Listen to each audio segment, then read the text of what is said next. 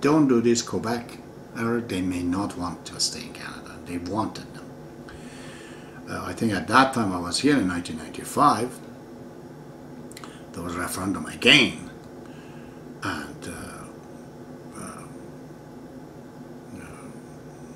basically Quebecers again, they said no, they want to be a part of Canada. But you can see again after, in 2006, Canadian Parliament again accepted Quebec is a nation. It's a distinct nation, a nation of its own. But we are in a country. So those who are in the Quebec trying to say that we want to be separated, if this separation is a matter of identity, national identity, or the culture, and so on about the Quebec, it already exists. So they can't be talking about that. They're talking about a different country then. They want to make it a country in which the economical and social values have to be severed and separated. Well, that would not be a very good idea right now. The whole trend of the world is to come together. Quebec comes from France. France is one of the countries in Europe. They gave up a few national identifications of their own, were cherished for such a long time, in order to be a part of the bigger picture, because they felt the European Union, it's better for them. Cuts them a lot of bureaucracy, opens the market and everything else. So what point is this? If Quebec gets separated, will it become a better economy? Of course not. They will have virtually the same economical relation with the rest of the Canada and US, except that there's more bureaucracy involved. Well, that's going to create more cost. How can that be a good economical decisions? And the people of Quebec, thinking that they have a government of Quebec separated from Canada, they're not going to get more freedom under that. That already exists. So Canada, Quebec is really the defenders of the minorities. Because of that, because of their wishes, because of their distinct differences, they made the English Canada to think twice and keep compromise and widen and make their opinion bigger and bigger and bigger and bigger, to accept somebody who is different from them. That opened the door for the rest of the European to come in. And what happened? Canada became a better and bigger country. So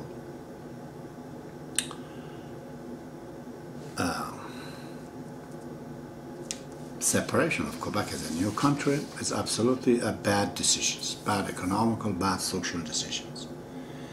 So Quebec can think itself as, I am my own nation, willingly, democratically, I'm coming to unite with the English people and the rest of the Canadian to create a new country, a new union, just like European Union. This is called Canada, you know. I've seen many times Quebec City. What a fantastic city, what a fantastic people.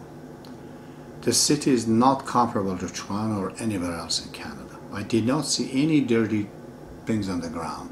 Everything was cleaned up. I didn't see no beggars in the city. Very clean city.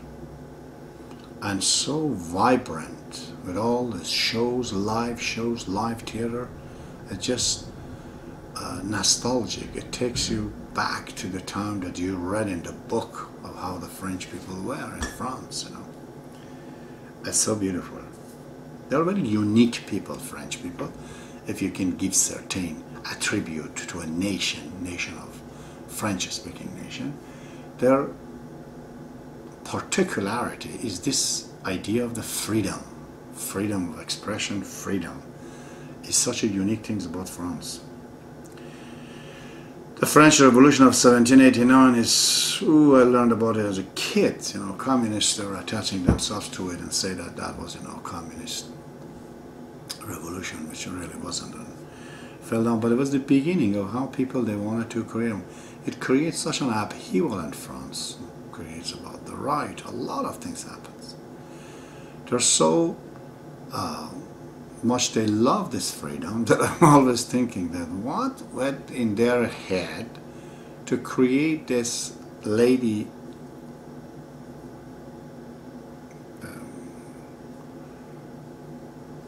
justice lady, whatever.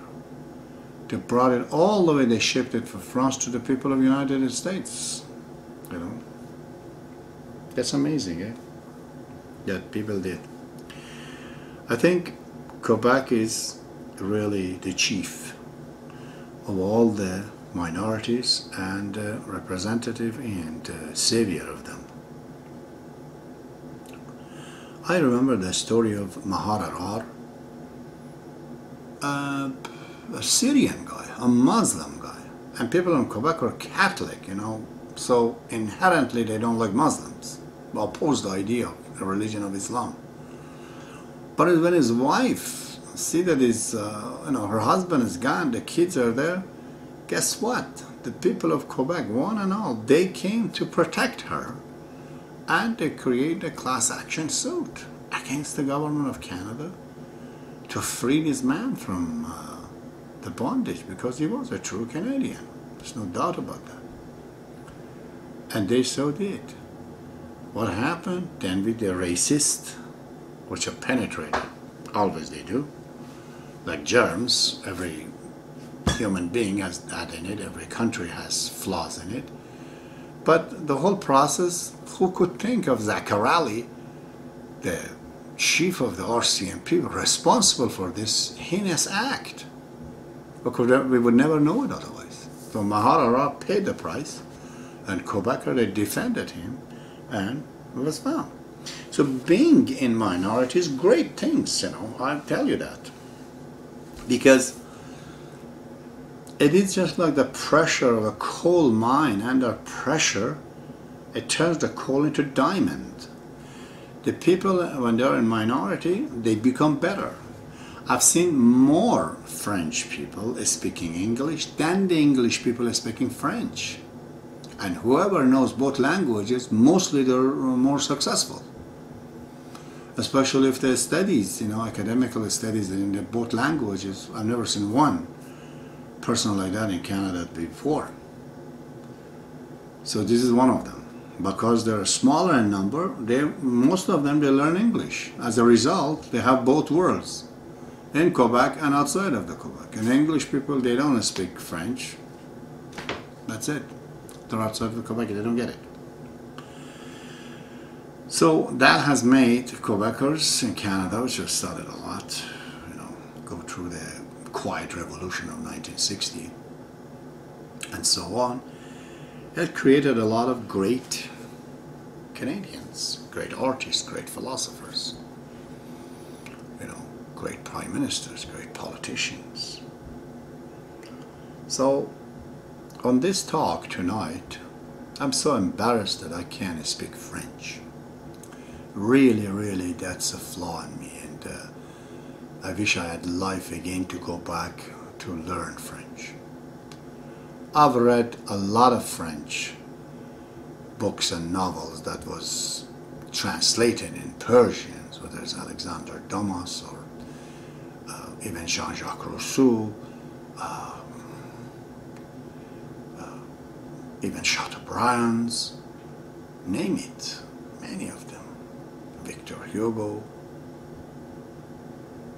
you know, Honoré de Balzac. I've read many of the books translated, not original language. Montesquieu. So great contributors towards this our civilizations, and the counterpart, you know, equal counterpart right there. I'm inviting you tonight because you are the people of you love freedom, justice, so much it's entwined with your personalities, to study the Baha'i Faith. French people, they encountered it right on its very inception around 1844. You have the book of Nicola about the Baha'i Faith, is the review of the history of the religion that he has written, or Count de Gobineau, his book about the history of the Bab. It's a fantastic religion. There's no religion in the world, no movement, nothing in the world comparable to the Baha'i Faith in giving martyrs. There's so many martyrs in the Baha'i Faith, 20,000 at least. Most of them are recorded, of the greatest people. They were not ordinary people. They were really, many of them are rich, many of them are educated, of all flocks of life. They've given their life for the sake of the truth and the freedom. All they had to say that they are not belonging to the Baha'i Faith, and they would let them go. But they said, no, we are right there and we will die for this idea. So Baha'i Faith is such a fantastic idea. It's a dynamic religion. It's not a dogmatic. It's not a dogma. It's an open file. You read it, you add to it. You know, send your writing to the Baha'i elected authorities. The book gets printed. It becomes a part of the Baha'i Faith. It's a scientific religion. It's based on science. Founder of the Baha'i Faith says if it is not scientific, it's not a part of it. It's a democratic religion. Because you don't believe in any longer in an individual running the show. Whether a priest or a cardinal or a pope or ayatollah or a kakam or lama, no. Baha'is actually, they elect people in a city, in a country, and in the world by the elections. And those elected people becomes the spiritual authority. Not political, not social, but spiritual affairs. So, it has many fantastic principles, such as equality of the right of man and women, like family-based religion, where the spiritual womb and the social womb of family is necessary for the kids to grow in it properly. It believes all the foundations of all the religion is one. They're all connected together. And its connection to Christianity is wonderful, because if you study, you'll see, according to the Bible, Baha'i Faith, Baha'u'llah is the promised one of the Christianity, the Christ himself that has returned. And the greatest things about it is that it has connection to all other religions. It's a transfer of stations. As a Baha'i, you believe in all the religions and all the good things essentially in the world.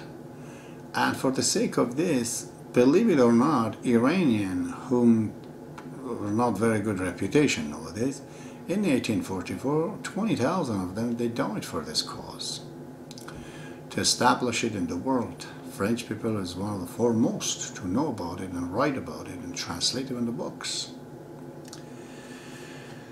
So this liver of democracy in Canada has been between French and English, and in US, you could see it's between US and black people. They played that role, but they were slaves. They had no power, really. It was up to the white majority and their conscience to change things. But in Quebec, there was more practical. They were equal and powerful, and they said that if you don't change things around, we will go. So every time English Canada to appease the Quebecers, that created this huge, universal, global idea of Canada, which right now it's a primordial soup for creations of a new world. And you people of Quebec are the main ingredient of it. There is no need for independent. You are independent, all of you, completely. This interdependence that you have with the rest of the Canada, especially with the English people, is only for a betterment of the economical and social life of everyone. And that is the trend right now. It's happening everywhere in the world. So sometimes personal pride of the people gets involved. That's most of the Parti Québécois people I've seen in Quebec. They're just personal. They feel personally they have been ignored, not seen. You have to think about it good. Most of the Canada do not think like that at all. There might be a 10%, but certainly 90% of them are not like that. They just would love to have a country in which there is a Quebec, you see. So if you feel they call you province of Quebec, everywhere else is the same thing. So they say also province of British Columbia, and they're British supposedly, or Alberta. No place else is called a country that you're not called a country. The whole union altogether is called the country of Canada, but different nations. There's nothing that you have to seek for feeling that you're being undermined. Not at all. You people have actually outlined what has to be done, and most of the time your word has been right and a compromise have been made progressively ever since 1774 till now. It's going that route. So we're becoming better and better because of you. Well, I should say in French, bonsoir. But I would have to go learn more French. I'm 55, it's a bit late. I felt to have these words sharing with you my thought as an immigrant. And this is my thought, but the thinking of many other people in Canada, that you are not only the main ingredient, you are Canada. This is it. Without you, there is no Canada. Very well, see you.